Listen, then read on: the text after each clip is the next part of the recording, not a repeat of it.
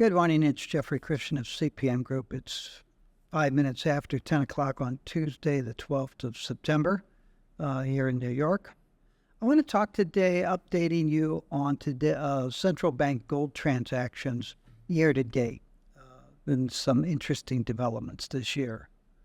First, as I speak, 5 minutes ago, the price of gold was off $12 at $1,935.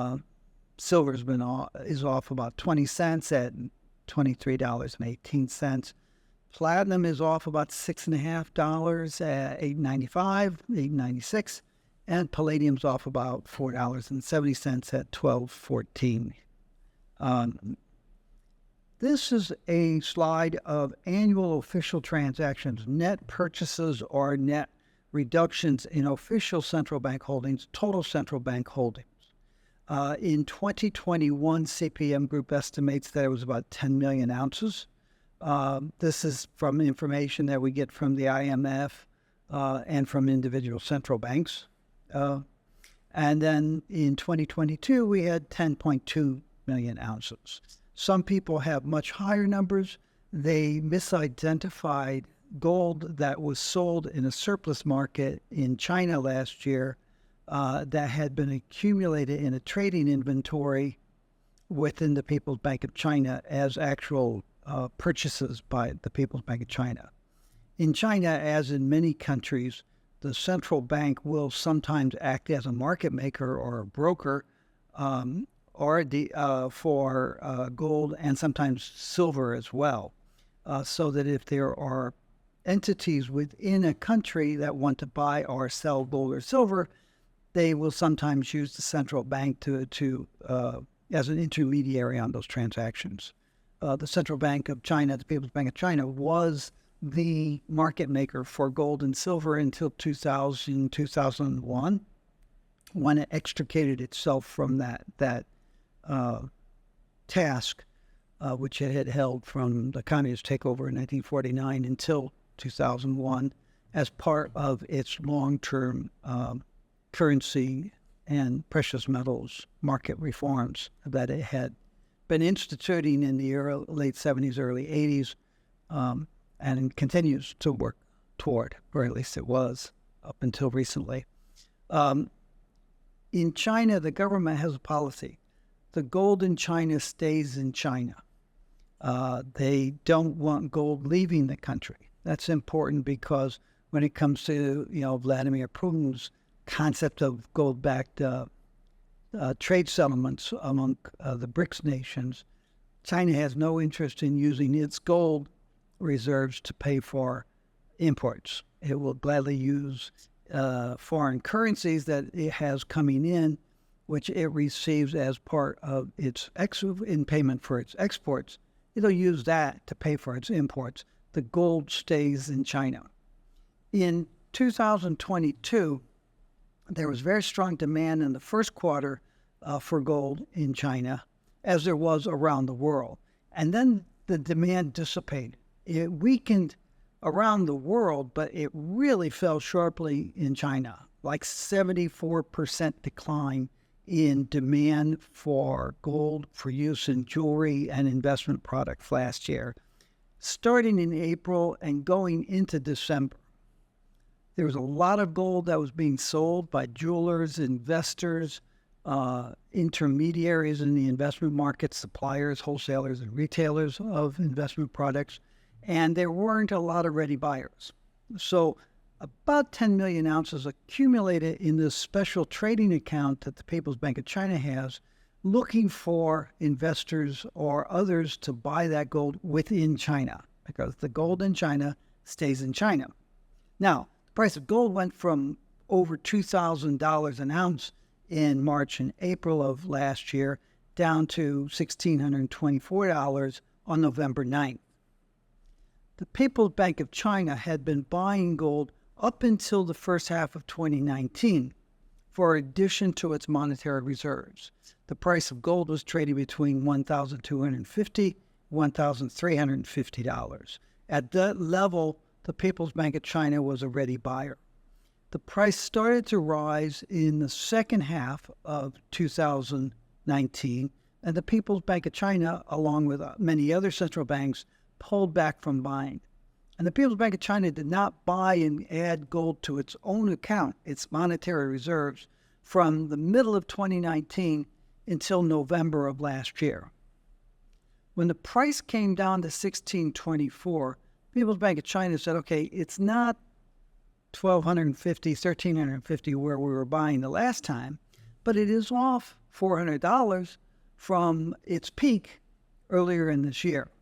And 1624 looks like it may be the base for gold prices right now. We're seeing changes in demand, not only within China, but around the world. Demand is starting to pick up, whereas it had fallen from April until November. With a price this low, and given the economic and political circumstances that were at play in November of last year, they and others said 1624 looks good. So they bought about 1 million ounces of that 10 million ounces and added it to their monetary reserves in November of last year. They bought about another 1 million ounces in December. So the People's Bank of China bought about 2 million ounces of gold last year for the first time since the first half of 2019. They did not buy 10 million ounces of gold. They bought another 4 million ounces so far this year. Meanwhile, as the price of gold started to rise in December, other entities within China stepped up and started buying. So that trading account has been sharply reduced, if not taken down to zero, by domestic demand from jewelers, from fabricators, electronics companies, companies that supply investment products to individual investors within China, as well as 6 million ounces that has gone into monetary reserves from November of last year through July of this year. That's last year, that's history, but that's 10.2 million ounces of net official purchases last year. This year, we're projecting about 9 million ounces of gold will be bought on a net basis. Now, I should say, when you're projecting investment demand, you have millions of people driving, buying and selling an investment. When you're projecting central bank purchases, net purchases, you've got a couple dozen companies. So you have the potential for a single transactor, a single entity in this sector, central banks, having a dramatic effect on the balance. It makes projections much more difficult. When we work at it ourselves, what we tend to do is we say, how much do central banks say or seem to want to buy over the next 5 years and 10 years? And then we parse that out over the individual years, because it's very difficult to say when exactly they want to buy it. For example, one central bank that we know well says that has said that it wants to buy about 22 million ounces of gold. It said that in 2010. It's bought a little bit of gold since that time, but it hasn't gotten anywhere near that. Meanwhile, its foreign exchange reserves have risen very sharply between 2010 and now, so the amount of gold that it actually would like to purchase is probably greater than that 22 million ounces of gold. But it's hard to say when they'll actually pull the trigger and buy it. Hopefully you can see this. This is these columns, and this is from our monthly precious metals advisory. We have this table updated every month, and you can see here the data right now that we have on central banks is through July, because there's a lag in the reporting. On the left-hand side, you can see the countries the governments that have been buying gold. And you see that China bought 4 million ounces through July this year. Singapore bought about 2.3 million ounces. Poland about 2.2, 2.3. Very interestingly, Libya bought 30 tons of gold in July, 965,000 ounces. Libya has not bought or sold gold for many, many years, decades. But it reappeared as a buyer of gold in July. So what I mean when I talk about how one single participants' decisions can radically change an individual year's estimates. Australia and India also were significant buyers, and you can see there's probably about a dozen countries, I didn't count them, that were net buyers. And net purchases were almost 11 million ounces in the first 7 months of this year. Gross purchases, I'm sorry. Gross purchases were about 11 million ounces through July of this year. That's a nice level, a nice volume. However, on the right-hand side, you can see the countries that were selling gold from their reserves. Turkey, 2.8 million ounces. Kazakhstan and Uzbekistan, significant sellers of gold. Kazakhstan and Uzbekistan's major trading partner is Russia. They have had foreign exchange issues due to changes in the trading patterns with Russia since Russia invaded Ukraine. Turkey has also had major trading patterns changing, but in a different way.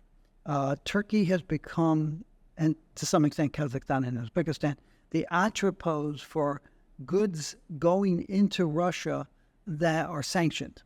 So you can't sell gold, certain products into Russia, but you can sell them into Turkey, Kazakhstan, or Uzbekistan. And then the Turks, the Kazakhs, or the Uzbeks will sometimes look the other way and let those goods go into Russia. That has increased the foreign exchange requirements of those countries. And they found themselves in the first part of this year short on foreign exchange to pay for imports, not only for their own country's desire, but also for the additional materials that they were buying for transshipment into Russia. Put that all together, and you had about 6 million ounces of net sales of gold in the first 7 months, gross sales of gold by central banks in the first 7 months of this year. So 6 million ounces of gross sales, 11 million ounces of gross purchases, about 4.8 million ounces of net purchases through the first 7 months of this year. 4.7, 5 million ounces. Our expectation is that we'll see on a net basis around 4 million ounces more over the last 5 months of this year. So that will be around 9 million ounces. It could be 7, it could be 10. It's very hard to say. What is easier to say is that the foreign exchange constraints that Turkey, Kazakhstan, and Uzbekistan experienced in the first 3 or 4 months of this year seems to be behind us now, so that you probably won't see those kinds of sales, at least from those countries. You also will notice that Russia was a net seller through July of about 537,000 ounces. But Russia has been buying and selling gold to raise foreign exchange as needed. And so it's been fluctuating month to month. It's hard to say where that's going to shake out over the next 5 months of this year. That's pretty much what we've been seeing in terms of central bank increased activity on both sides of the market, as buyers and as sellers. Central banks are using their gold reserves when they need them. This chart comes from our gold yearbook. We have updated the data since then. You can see that Russia and China have a lot of gold, more than 70 million ounces for Russia and more than 60 million ounces for China. For Russia, that 70 plus million ounces represents about 20 some odd % of their monetary reserves. Most of the other monetary reserves are in foreign currencies, much of which have been frozen following its invasion of Ukraine. China, 60 plus million ounces of gold, but it's about 3% of its monetary reserves. So significant, but relatively small and relatively insignificant in terms of a country. Those little brown dots, squares that you see, Uzbekistan, Kazakhstan, Venezuela, Bolivia, these are countries that have a larger portion of their monetary reserves in gold, not so much because they own a lot of gold, but because they don't have a lot of foreign exchange reserves for reasons reflecting their own economic trends. And then you can see most of the other countries have smaller amounts of gold. Just kicking back to the gold promoters talking about a gold-backed trading currency for the BRICS. You see, Russia has gold. It doesn't want to sell that gold. It would like to add to its gold. China, as I said, has a policy. The gold in China stays in China. It's got 64 million ounces of gold. It wants to keep that gold. It is not going to use that gold to settle for to pay for imports of oil or gas or anything else. India is rebuilding its inventories, having sold some in previous decades. It's not interested in selling. The other two BRICS, Brazil and South Africa, have about 5 or 6 million ounces of gold each. For Brazil, that represents about 2% of its monetary reserves. For South Africa, it represents about 12% of its monetary reserves. They have insufficient amounts of gold for it to be very useful in terms of paying for imports. So the concept of using gold to settle international trade accounts doesn't hold up to statistical scrutiny in terms of how it might work, at least among the BRIC nations. That's all I have for now. Next week, we will be doing one of our open forums. These are for CPM clients, including people who have subscribed to our retail investor program. Clients who are interested in plugging in, it'll be next Wednesday at 11 a.m. It'll be online. And clients who want to attend may register by emailing info@cpmgroup.com. And clients who have questions that they would like us to address, they can send them ahead of time to info@cpmgroup.com, and we'll collect those questions and possibly use them as the subjects. The open forums, we don't have a presentation. It's answering client questions as they come up. And people attending the open forum will be able to ask questions, either type them in. Sometimes we open it up so that people can speak.